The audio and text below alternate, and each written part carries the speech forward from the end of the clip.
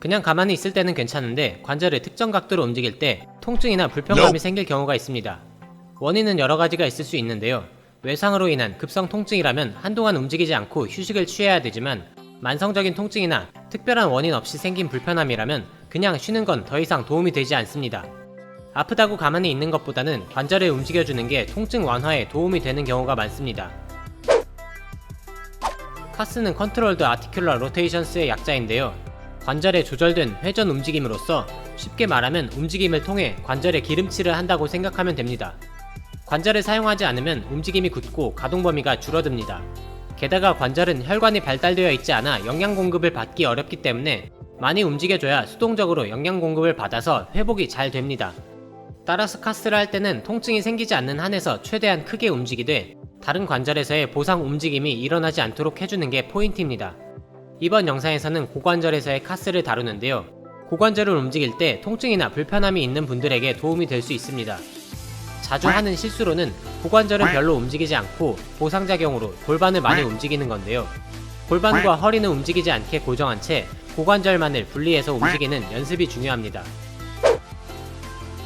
고관절에서 가능한 움직임은 굴곡, 신전, 외전, 내전, 내회전, 외회전 이렇게 6가지입니다. 우선은 각각 움직임을 구분 동작으로 연습해 보겠습니다. 내발기기 자세에서 한쪽 고관절을 굴곡, 신전하는 연습을 하는데요. 고관절을 굽혀서 무릎을 가슴 쪽으로 가져왔다가 고관절을 펴서 발을 천장 쪽으로 보내는 동작을 반복합니다.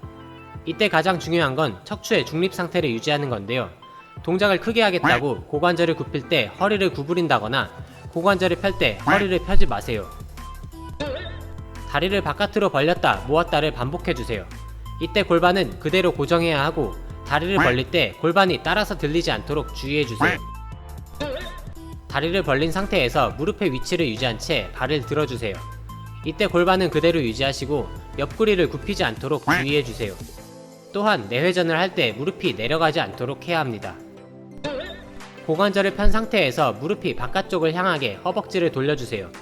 이때 골반은 그대로 고정해야 하고 외회전을 할 때 골반이 따라서 들리지 않도록 주의해주세요.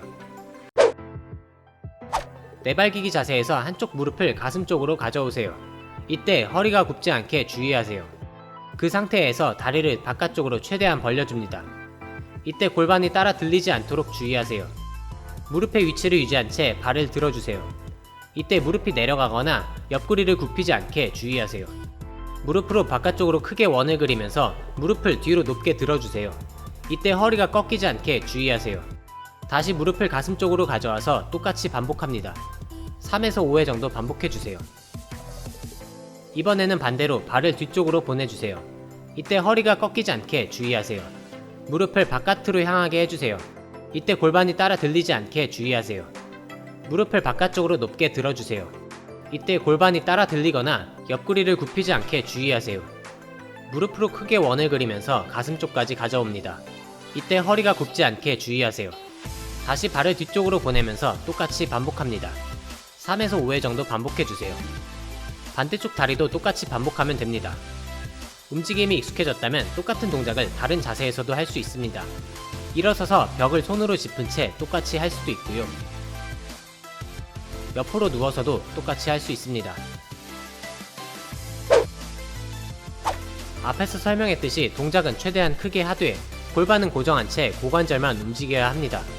또한 움직일 때 통증이 심하다면 일단 동작을 조금 작게 하고 나중에 점차 가동 범위를 늘려가시면 됩니다.